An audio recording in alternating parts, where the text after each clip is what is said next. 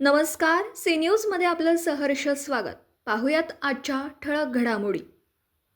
प्रभाग क्रमांक 10 मध्ये आज महाविकास आघाडीच्या प्रचार सभा मोठ्या उत्साहात संपन्न. महाविकास आघाडीच्या सर्व उमेदवारांना निवडून आणा. जयंत पाटील. सांगली प्रभाग क्रमांक 10 मध्ये आज महाविकास आघाडीचा प्रचार सभा मोठ्या उत्साहात पार पडली आहे. यावेळी महाविकास आघाडीचे उमेदवार शेवंत वाघमारे, वर्षा निंबाळकर, अनारकली कुरणे, राजेंद्र मुळीक यांना निवडून देण्याचं आवाहन यावेळी आमदार जयंत पाटील आणि विशाल पाटील यांनी केलं.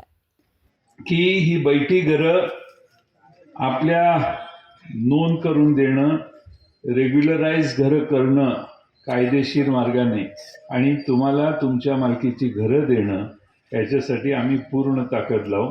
तुम्हाला न्याय मिळवून देण्यासाठी पूर्ण ताकद लावून या ठिकाणी तुमच्या मालकीचं घर, चांगलं घर देण्याची व्यवस्था करू. मी आता इलेक्शनला आलोय म्हणून मी हे म्हणतोय, ते डोक्यातनं काढा. आणि सगळे तुमची त्यासाठी सेवा केल्याशिवाय राहणार नाही. आणि एक नागरिकांची गरज आहे असं मला चिठ्ठी आली. एक स्मार्ट स्कूल, चांगली शाळा या ठिकाणी असावी, डिजिटल स्कूल इथं असावी, याची व्यवस्था आम्ही करण्याचा प्रयत्न करू. आणि शेवटचा आणि महत्त्वाचा मुद्दा म्हणजे आपली तरुण मुलं निशेच्या आहारी जायला लागली. तरुण मुलांना सहजासहजी नशा मिळायला लागली आहे. नशा करायला कोपऱ्यावर विक्री, नशा गोळ्यांची, ड्रग्सची व्हायला लागलेली आहे. आणि आयुष्यात अपयश दिसायला लागलं, परीक्षेतनं प्रेशर यायला लागलं, तरी लोक ड्रग्सच्या आहारी जायला लागली आहेत मुलं.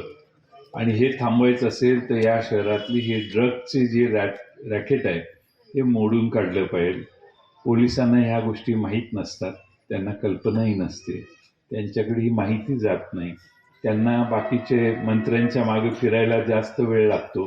त्यामुळे ह्या सगळ्या किरकोळ तुमच्या माझ्या आयुष्यातले जे फरक आणि महत्त्वाच्या गोष्टी आहेत त्याकडे बघण्याचं पोलिसांना वेळ मिळत नाही. त्यामुळे मी पोलिसांच्या वतीनं तुमची माफी मागतो.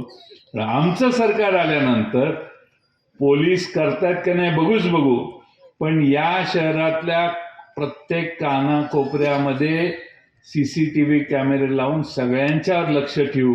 आमच्या बायका मुलांची छेड काढणाऱ्या प्रत्येकाला दडाचं देऊ, पण नशाबाजी करणाऱ्या आणि नशा विकणाऱ्या लोकांचाही बंदोबस्त पहिल्या वर्षभरात करण्यासाठी या शहरात सामाजिक मोहीम आम्ही उघडू.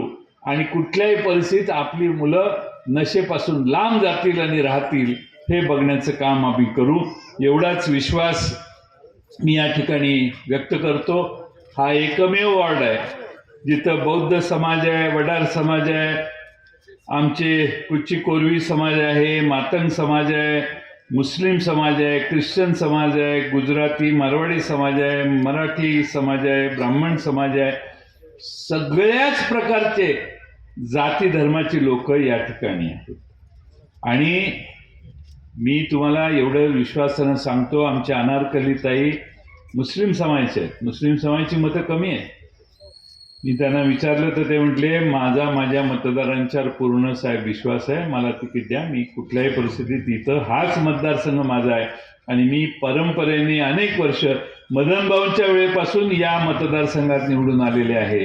आणि म्हणून आपल्या सगळ्यांना, सर्व जाती धर्मांना घेऊन जाण्याची व्यवस्था करण्यासाठी आम्ही आमचे 4 उमेदवार अतिशय प्रभावीपणानं जनतेची सेवा हाच क्रायटेरिया आम्ही लावला आहे. हे तुम्हाला शेवंताताईंच्याकडे बघून कळेल. आणि म्हणून चौघांना समान मतं देण्याची जबाबदारी तुमच्यावर सोडतो आणि पुढे जाण्यासाठी आपल्या सगळ्यांची रजा घेतो. धन्यवाद. या भाजपच्या लोकांनी उद्योग चालू केलेला आहे, षड्यंत्र रचलं होतं. 400 पार चा नारा त्यांनी घातला होता. त्याच पद्धतीचा नारा इथं सुद्धा 55 पार पालकमंत्री बोलू लागलेले. सत्तेला 40 लागतात, तुम्हाला 55 का पाहिजेत? इथं पण संविधान बदलण्यासारखं काहीतरी तुम्हाला करायचं आहे का, शंका मनात येते.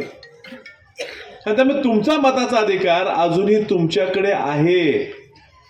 हा पुढे आपल्याकडे राहावा यासाठी जेव्हा आपण आत्मताला जातो आपल्या सद्विवेक बुद्धीतून आपण ज्या विचारायचा आहे, ज्या डॉक्टर बाबासाहेब आंबेडकरांचे विचार आपल्यात आहेत, लोकशाही अण्णाभाऊ साठेंचे विचार आपल्यात आहेत, शाहू फुलेंचे आपल्यात जे विचार आहेत, त्या विचाराचे कोण आहेत, त्या विचारासाठी कोण लढते, ह्या लोकांच्या पाठीशी राहणं गरजेचं आहे. आपण भाजपला सत्ता दिली, या तुमच्या प्रभागात सुद्धा 2 लोक भाजपची निवडून आली. काय जीवन मनात तुमच्या काय फरक पडला ते तरी सांगा. असंच आपण राहतो, झालेल्या रस्त्यावर परत थोडा डांबर ओतला जातो, ह्याच्या पलीकडे काय विकास केला जातो. तुमच्या मुलांना शिकायचा अधिकार नाही. तुम्ही ग्रामीण भागात जावा, काय काय जिल्हा परिषदेच्या शासकीय शाळा एवढ्या चांगल्या झालेल्या आहेत की त्या शाळेत ऍडमिशन घेण्यासाठी रांगा लागतात. कोट्यवधी रुपये बांधकाम करून बांधलेल्या शाळेपेक्षा त्या जिल्हा परिषदेच्या शाळेत मुलाला आपल्या घालावं श्रीमंतांची मुलं प्रयत्न करतात. एखाद्याने मनावर घेतलं तसं करू शकतो. जागोजागी आरोग्य केंद्र दिल्ली सरकारने बांधले, मोहल्ला क्लिनिक बांधले. या भाजपला सत्ता दिली, ट्रिपल इंजिन हायच की, 3 इंजिन लावलेलीच की तुम्हाला. दिल्लीत तुम्ही पंतप्रधान 12 वर्ष तुमचे, मुख्यमंत्री 9 वर्ष तुमचे, आमदार 17 वर्ष तुमचे. मग काय ह्या परिसरात सुद्धा अशी शाळा निर्माण झाली नाही की ज्या शाळेत पहिला अभ्यास करायचा अधिकार ह्या वस्तीतल्या लोकांचा पाहिजे होता आणि मोठ्या बंगल्यातनं राहणारे पोरं म्हणायला पाहिजे होती की आम्हाला पण ह्याच शाळेत जायचं. एवढी शाळा का बांधता आली नाही? दिली होती सत्ता तुम्हाला, पैसे होते, तिन्ही होते. तुम्हाला इथं सत्ता फक्त पैसे कमवायला पाहिजे आणि लोकांचा वापर फक्त त्या मतासाठी करायचा. म्हणून त्यांचा पराभव करणं आज गरजेचं झालेलं आहे. म्हणून तुम्ही सगळ्यांनी एकत्र आलं पाहिजे. या भाजपच्या सरकाराच्या विरोधात आम्ही सगळ्यांनी प्रयत्न केला, पण विधानसभेत थोडं आपण कमी पडलो लोकांना समजून सांगण्यात की काँग्रेसचं हे धोरण होतं की महिलांना महिन्याला पैसे दिले गेले पाहिजे.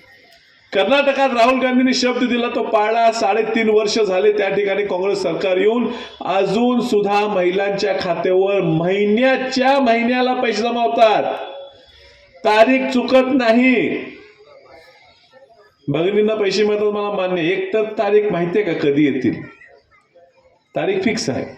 कुठले इलेक्शन आले त्याच्या आदल्या दिवशी. पुन्हा काय गॅरंटी नाही. आता पुढचं कधी कुणाला माहिती, पुढची निवडणूक जेव्हा येईल त्यावेळा तो पण थांबून ठेवतील. अहो काय विकतोय ह्या पैशाच्या बदल्यात? आपलं मत विकतोय. फक्त मत विकत नाहीये, ह्या पैशाच्या बदल्यात आपलं भविष्य विकतोय, आपल्या पोरींचं भविष्य विकतोय, आपल्या पोरींची सुरक्षा विकतोय. आपण काय काय विकतोय? आपल्याला पुढे मागं मिळणारं घर विकतोय. ह्या 1500 रुपये घेतात आणि आपल्याला आपल्या आयुष्यापासून हे वंचित ठेवतात.